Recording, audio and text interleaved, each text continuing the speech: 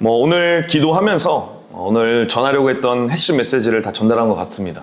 그러니까 우리는 하나님 앞에 무엇인가 길을 원하지만 사실 하나님이 원하시는 것은 길이 아니라 그 순간에도 하나님을 신뢰하는 것, 그 순간에도 하나님을 바라보는 것을 하나님은 간절히 원하고 계시다는 사실을 저 여러분이 인정하는 밤이 되기를 간절히 소망합니다. 힘이 있으면 뭐든 다 할 수 있죠. 제가 마블 빠였기 때문에 어벤져스를 굉장히 좋아했던 사람으로서 인피니트 워에서 보면 타노스가 자기가 하고 싶은 것을 다 합니다. 그래서 그때 되게 충격적인 결말로 인해서 되게 이제 놀랐던 적이 있는데, 그 다음 편이 엔드게임을 보게 되면은 이제 확인이 돼요. 과거의 타노스가 자신이 가지고 있는 생각들이 너무 잘못됐구나. 그래서 마음대로 되지 않는구나. 내가 이렇게 판단한 대로 되지 않는구나. 그래서 이제 모두를 다 멸해버리겠다라는 그런 마음을 이제 가지게 되는데, 이제 우리도 이제 그런 생각들을 합니다. 예를 들어서 이제 돈이 많으면, 권력이 있다면, 힘이 넘치면 할 수 있는 것을 다 할 수 있다라고 생각합니다. 그러니까 이거 예를 들면 내가 시간이 있으면 러닝을 하겠다. 근데 시간 있으면 러닝 합니까? 한번 물어보. 시간 있으면 러닝 합니까? 아닙니다. 그러니까 우리는 뭐가 있다면, 많다면 내가 원하는 것을 다 할 수 있다. 그리고 내가 원하는 것을 다 하면서 내가 원하는 결과를 다 얻을 수 있다라고 생각합니다. 하지만 언제나 늘 그랬듯이 우리의 인생은 우리 맘같이 되지 않는다는 겁니다. 마치 제가 지금 거의 1년 동안 이렇게 러닝을 계속하면 10kg가 빠져 있을 거라고 생각이 들었죠. 10kg는 고사하고 최근에 얼굴이 좀 더 빵빵해졌죠.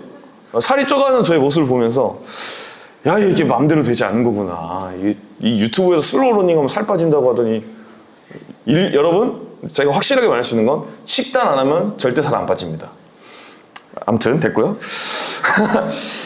특별히 인생 가운데 보면 우리는 내가 믿는 것에 대한 배신을 당하는 경우가 종종 있습니다. 아까도 얘기했지만 돈을 모은다고 합시다. 그런데 문제는 돈으로 할 수 있는 것들이 그렇게 많지 않다는 거예요. 그러니까 중요한 순간에 돈은 우리에게 우리의 인생을 바꿔주지 않는다는 거죠. 예를 들면 건강을 어떻게 하나 할 수 없는 게 돈입니다. 그러니까 돈이 아무리 많다고 한들 건강한 삶을 누리는 것은 돈이 많다고 해서 누릴 수가 없다라는 사실입니다. 그러니까 물질적으로 우리가 많이 가진다라고 한다면 모든 것을 다 할 수 있다라고 생각하는데 실제로는 그렇지 않다는 거죠. 그럼 대체 왜 그럴까? 저 답은 아주 간단하다고 생각합니다. 그 답은 뭐냐면 세상 그리고 나의 주인이 결코 나와 물질이 아니기 때문입니다. 그러니까 주인이라는 말을 우리는 너무 잘 알죠. 이 주인이라는 말에는 이제 권한이 있다라고 생각합니다. 그 권한은 무엇이냐면 마음대로 할 수 있는 권한. 그러니까 주인은 자기가 소유하고 있는 것을 마음대로 합니다. 집을 가지고 있으면 집을 마음대로 할 수 있고요. 특별히 고대 사회에서 노예를 소지한 주인은 노예를 자기 마음대로 할 수 있는 권한이 있는 겁니다. 이게 바로 주인의 권한이죠. 왜 돈이 세상의 주인이 될 수 없을까? 왜 내가 나의 스스로의 주인이 될 수 없을까? 답은 간단합니다. 내 마음대로, 돈대로 내가 세상이 다 되지 않기 때문입니다. 근데 문제는 사람들은 착각하죠. 내가 주인이라고 생각합니다. 그러다 보니 어떻습니까? 어리석은 일을 자처합니다. 축구로 따지면 자책골을 넣는 인생으로 살게 되죠. 그게 사람들의 어리석음입니다. 결국 핵심은 뭡니까? 누가 주인이냐라는 겁니다. 인생에서 가장 중요한 것은 누가 주인인가. 내 삶, 내 맘대로 되지 않는 이 상황 가운데에 과연 누가 주인인가. 제가 오늘 말씀드리고 싶은 핵심은 우리의 주인은 누구십니까? 하나님이시다는 사실입니다. 그러니까 저와 여러분이 하나님 안으로 갈 때 우리의 삶이 풀어지는 겁니다. 왜 자꾸 인생이 풀어지지 않는 이유가 무엇입니까? 우리의 주인 되신 하나님에게 가는 것이 아니라 나를 의지하고 혹은 또 다른 무엇인가를 의지하는 경우들이 많이 있다는 겁니다. 특별히 하나님은 주인이신데 무엇의 주인입니까? 역사의 주인이십니다. 역사를 이끄시고 역사를 만드시고 역사를 운행하시는 그분이 하나님이시기 때문에 우리 인생의 역사는 그분 안에 있기에 우리가 그분한테 나아가야 비로소 우리의 인생이 보인다라는 사실이죠. 지금까지 요셉의 이야기에 대해 굉장히 집중했는데 오늘은 이제 요셉 이야기 중에 한 단락이지만 다른 인물에 집중해 보려고 합니다. 그 사람은 누구냐면 바로입니다. 예, 여기서 웃는 사람들은 굉장히 굉장히 뭐라고 할까요? 센스가 좋은 기본 상식부터 좀 가져가겠습니다. 바로는 애굽의 왕을 지칭하는 말입니다. 이미 여러분들은 익숙할 단어는 파라오라는 말입니다. 바로의 이제 애굽의 뜻은, 그러니까 애굽 말로 바로는 이제 프로라고 하는데, 이 프로는 큰 집을 뜻하는 데에서 유래가 되었습니다. 그러니까 고대 어떤 사회 나라에서 가장 큰 집에 사는 사람은 누굽니까? 이제 왕이겠죠. 그렇기 때문에 큰 집에서 유래된 표현인 것 같습니다. 당시 애굽은 다신교죠. 그래서 많은 우상이 있었고 또한 초자연적인 현상인 이제 마술이라고 하는 것들이 행해지기도 했습니다. 그렇지만 그 중심에는 항상 누가 있습니까? 왕이 있다라는 사실입니다. 왕은, 바로는 신과 동급이었습니다. 이 뭘 의미하냐? 그만큼 권세를 가진 자가 없다는 겁니다. 그러니까 세상에 그만큼 높았던 사람도 없고, 그러니까 사람이라고 한다면 애굽에 있는 사람이라고 한다면 그 사람보다 더 많은 지위와 더 많은 것들을 부여받은 사람이 없다라는 겁니다. 근데 문제가 뭐냐면 그 바로조차도 자신의 삶 하나를 풀지 못하는 인생이었다는 겁니다. 그러니까 다시 말해 자신의 미래조차도 알 수 없는 한 명의 나약한 사람이었다는 겁니다. 그러니까 여러분들이 아무리 많은 것을 가지고 또 아무리 많은 것을 쌓는다 할지라도 제가 확실하게 이야기할 수 있는 것은 여러분들은 미래를 알 수가 없습니다. 여러분 미래 알 수 있습니까? 당장에 내일 무슨 일이 일어날지 알 수 있습니까? 모른다라는 겁니다. 오늘 본문을 보시면 이제 바로가 꿈을 꿉니다. 이제 사실 본문은 1절에서 8절까지의 말씀인데 너무 길어서 그냥 8절만 읽었는데요. 이제 고대 사회에서 꿈은 미래를 예측하는 도구였습니다. 그러니까 실제로 우리가 이제 계속 요셉의 이야기를 살펴봤는데 하나님이 뭐를 통해 요셉의 이야기를 이끌어 가십니까? 꿈을 통해 요셉의 이야기를 이끌어 가십니다. 그러니까 실제로 꿈을 통해서 앞으로 일어날 일들을 하나님이 계시하는 모습들을 볼 수 있죠. 그러니까 요셉의 꿈을 통해서도 볼 수 있고 술 맡은 관원장이나 떡 맡은 관원장의 이제 꿈을 통해서도 이제 알 수 있는 게 바로 요셉의 이야기죠. 이제 그런 꿈이 오늘 이제 왕에게 등장합니다. 왕에게 있어서 꿈은 신들이 이제 왕과의 특별한 관계에 근거해 주는 계시라고 생각했기 때문에, 그러니까 고대 사회의 꿈은 굉장히 중요한 역할을 하고 있는 거죠. 그러니까 오늘날 내 꿈은 어때요? 저와 여러분이 꾸는 꿈은 개꿈일 가능성이 매우 높아요. 무슨 말인지 알겠어요? 그러니까 저는 여러분들이 이런 꿈을 꿨어요. 목사님이 저한테 저라는 꿈을 꿨어요. 이런 이야기를 해도 개꿈 꾸지 마라. 왜냐하면 저는 확신이 있습니다. 하나님은 오늘날 꿈으로 절대 이야기하지 않으십니다. 이제 저는 거기에 대한 확신이 있어요. 그렇기 때문에 여러분들이 뭐 꿈을 꿔서 뭐 꿈자리가 사납다 이렇게 저한테 다가온다면 물론 제가 존중은 해드립니다. 저도 인간이고. 하지만 그런 꿈을 들이댈 때 가서 저기 좀 더 푹 쉬어. 꿈은 이제 너가 좀 이렇게 마음이 심란한 것보다 이제 이렇게 이야기해 줄 수 있습니다. 어쨌든 하지만 제가 지금 꿈을 부정하는 건 아닙니다. 고대에서 꿈은 굉장히 중요한 하나의 도구였다라는 사실이죠. 물론 다시 한번 이야기할게요. 요즘도 꿈꾸시는 분들은 제가 존중합니다. 존중은 해요. 그러니까 아예 없다는 말은 아니야. 그럴 수도 있겠다 싶어. 근데 그거를 제가 막 절대적으로 맞다 그렇게 이야기하지는 않는다는 거죠. 어쨌든 그래서 이 왕은 꿈을 해몽하는 것을 굉장히 중요시 여겼습니다. 신이 나에게 주신 계시이기 때문에 이것을 잘 풀이해 나가는 이 모든 과정이 백성을 잘 다룰 수 있고 다루지 못하는 것과 굉장히 이제 연결이 되어 있기 때문에 이 꿈을 해몽해야 된다는 거죠. 총 2번의 꿈을 꾸는데 첫 번째 꿈은 뭐였냐면 살찐 암소 7마리가 나일강가 갈밭에서 풀을 뜯고 있었는데 흉측하고 야윈 다른 암소가 7마리가 살찐 7마리 그 살찐 암소를 다 잡아먹었다. 그러니까 야윈 7마리 암소가 살찐 7마리 암소를 다 잡아먹었다. 여러분 해몽하실 수 있겠습니까? 이미 우리는 성경을 다 잘 알기 때문에 해몽이 가능하지만 당시 바로의 마음으로 돌아가 봅시다. 분명 나일강이 등장해요. 그러니까 애굽에서 나일강은 생명과 풍요를 상징합니다. 그래서 분명 나일강에서 무슨 일이 일어났네?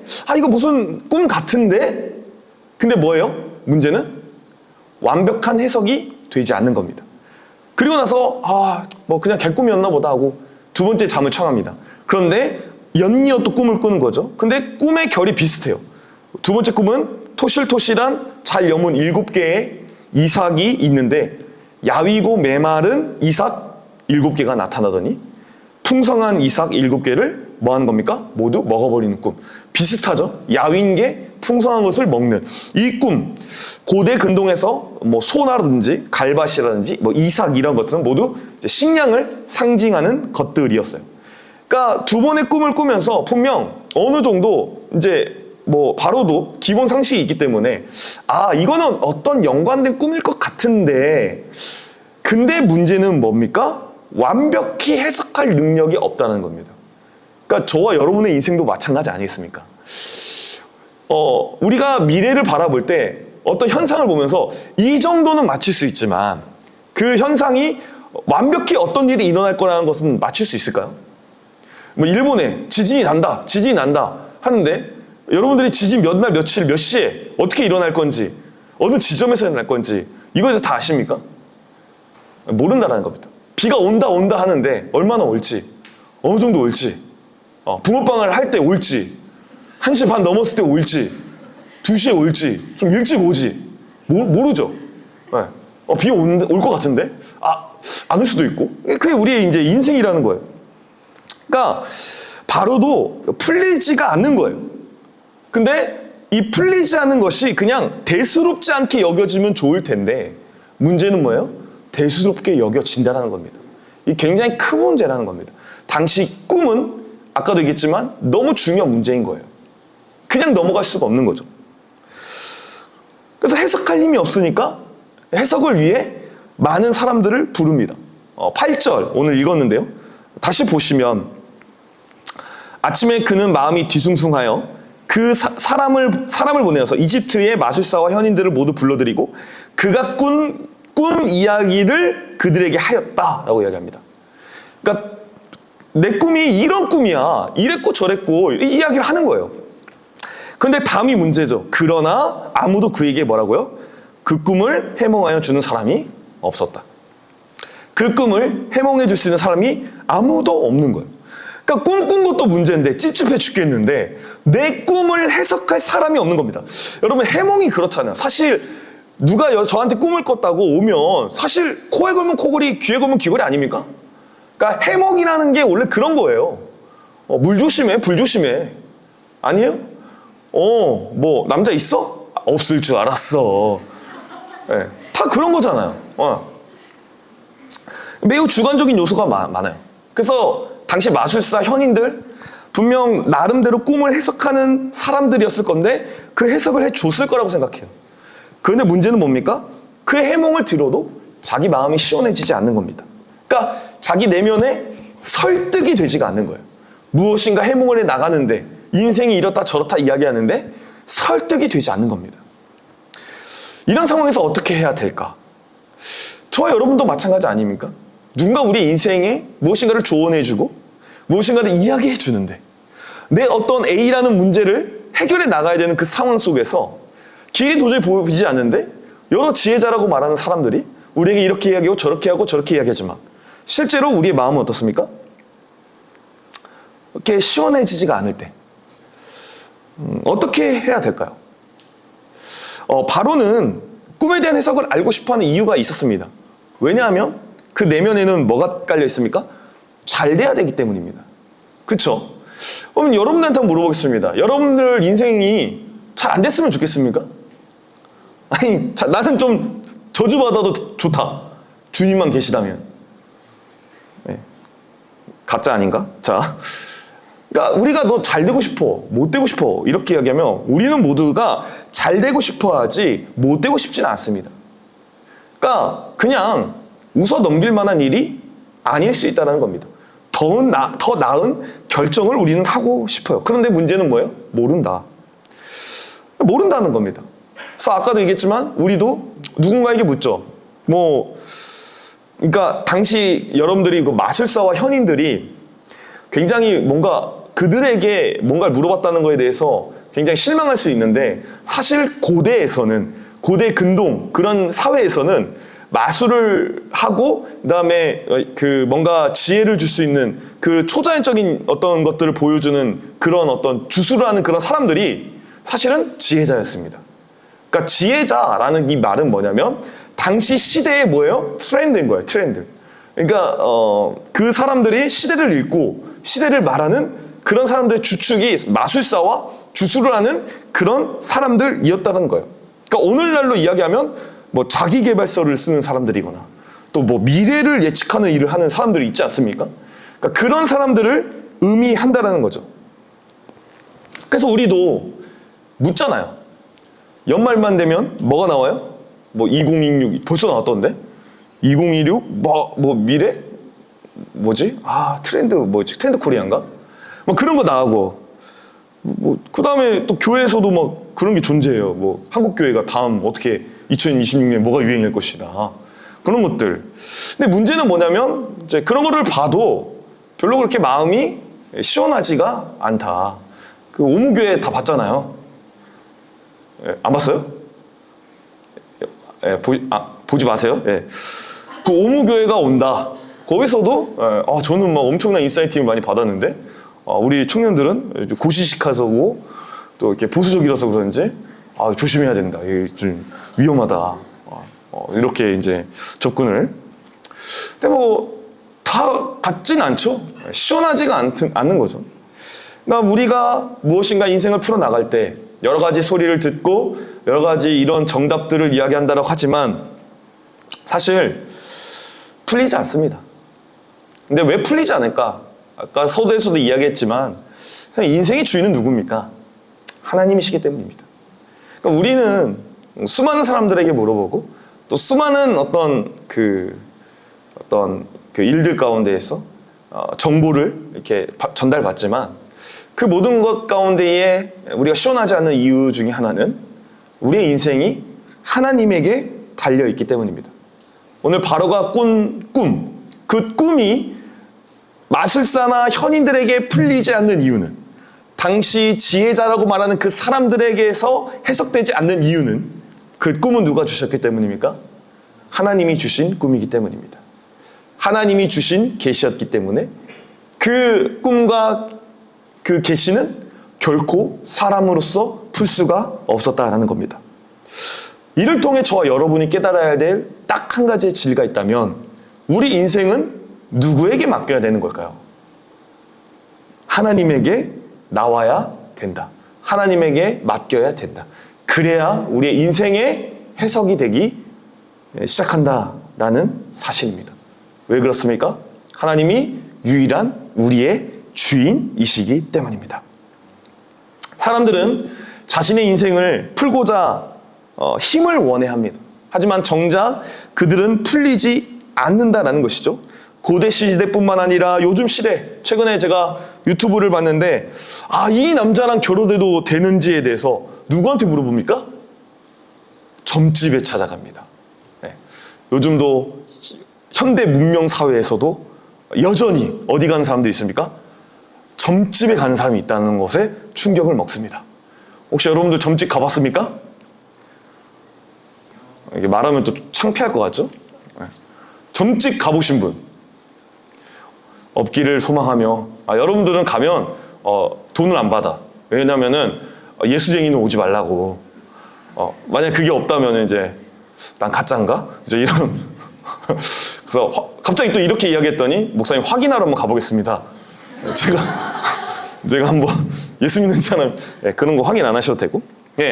어쨌든 사람들은 그렇게 문명이 발달했다고 하는 이 시대 가운데서도 여전히 자신의 인생을 알아가고자 그런 곳에 돈을 쓰고 인생을 허비하고 있다는 겁니다. 그리고 그들이 말하는 둘이 궁합이 매우 좋네 라고 하는 그 사람들조차도 뭐 하고 있는 겁니까? 여전히 갈등이 있고 여전히 좌절하고 여전히 낙담된 관계가 될 수 있다는 사실이죠. 그래서 뭐 이렇게 궁합 좋다면서요 하고 가서 헤어졌어요. 그래서 따지러 갔더니 이거 안 했지? 이걸 피하라고 했잖아. 항상 그런 이야기들. 저와 여러분은 어떤 믿음, 그러니까 저와 여러분들이 가진 믿음은 무엇이냐면 결국 하나님 안에서 인생은 풀린다. 그러니까 우리 모든 인생을 하나님 안에서 해결해 나가야 되지, 다른 무엇인가로 해결해 나가려고 한다면 결코 풀리지 않는 것이 우리의 인생이라는 겁니다. 그러니까 하나님 안에서만 거하는 거죠. 그 예수께 사탄이 찾아오죠. 그리고 여러 가지 시험을 합니다. 그러나 예수께서는 그 사탄의 시험 가운데에 어떤 이야기도 듣지 않습니다. 왜 그러냐면 그의 인생은, 예수의 인생은 하나님 안에서 푸는 것이지 사탄 안에서 푸는 자가 아니었기 때문입니다. 그는 그렇게 하나님 안에서 계획과 섭리를 뚜벅뚜벅 걸어갔습니다. 빌립보서에 보면 엄청 많이 등장하는 게 이제 빌립보서의 핵심이 기쁨인데, 그것만큼 중요하게 여기는 게 주 안에서입니다. 주 안에서 서라. 주 안에서 기뻐하라. 네. 여러분, 우리는 기쁠 수도 있고 감사할 수도 있고 풍요로울 수도 있습니다.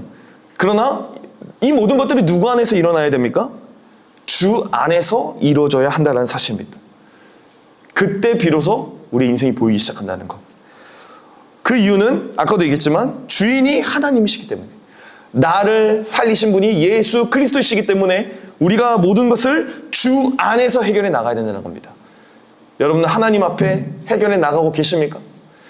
오늘도 이 안에서 수많은 문제를 가지고 계실 우리 많은 청년들이 있을 줄 압니다.